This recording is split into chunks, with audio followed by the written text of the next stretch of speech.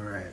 Hopefully the sound of onions simmering doesn't overpower my voice, but I wanted to post a quick video reply to my friend Chris Satoor, who just posted a very interesting introduction to Hegel and Schelling's philosophies of nature.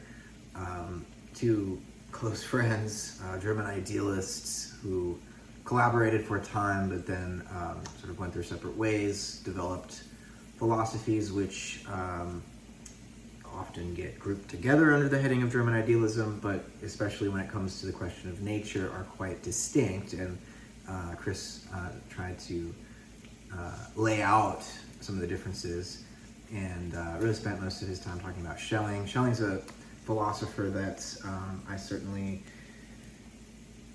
have learned a great deal from and continue to learn from.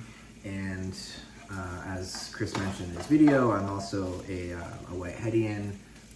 Alfred North Whitehead was a mathematician and philosopher who does cite Schelling once in his 1920 book, The Concept of Nature, but wasn't really all that conscious about inheriting this Schellingian natural philosophy, though I have argued and will argue in this little video that he very much is part of this lineage, going back to thinkers like Schelling and Herder and Goethe and all those who are trying to, in a way, resist the mechanization of nature to articulate an alternative approach to natural science, in contrast to Newton, who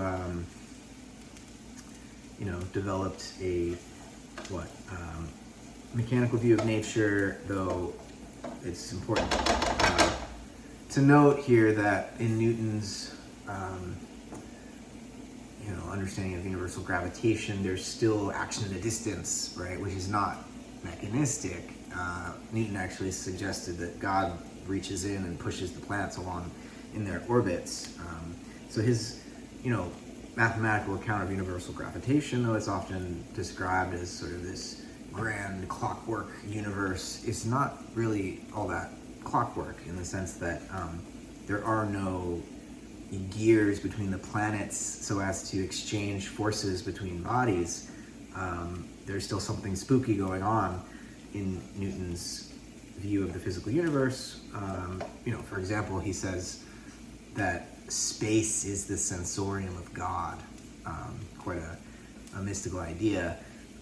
In any event, there's still, coming out of Descartes and Newton and the whole scientific revolution, a basically mechanistic conception of a natural world.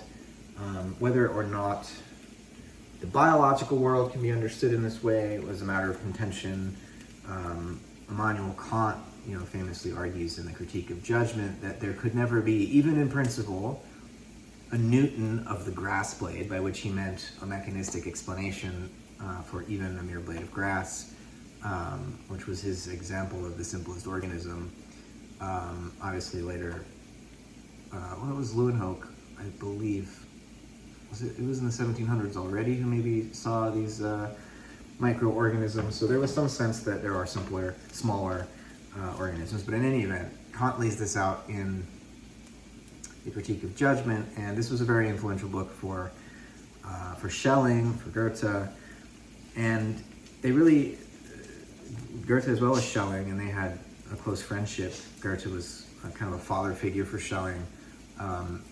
They tried to push further into this concept of organism than Kant was willing to, in the sense that Kant, his language for this was that, we can think the biological world using a sort of as-if logic, or think organism as a regulative principle to understand the difference between mechanism, where cause and effect are external to one another, and organism, where there's a self-organization going on, where cause and effect become recursive, right? So there's a kind of closed loop where in an organism you have parts which produce one another for the sake of a whole.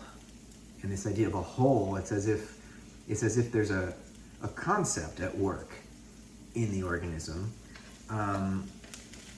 that the organism is in a way the realization of a concept,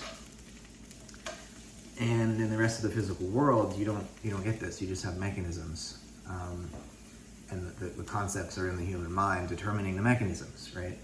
And so, Kant at least recognizes that we can't understand the organic world mechanistically, but he's unwilling to say that we can know organism or self-organization as constitutive of nature.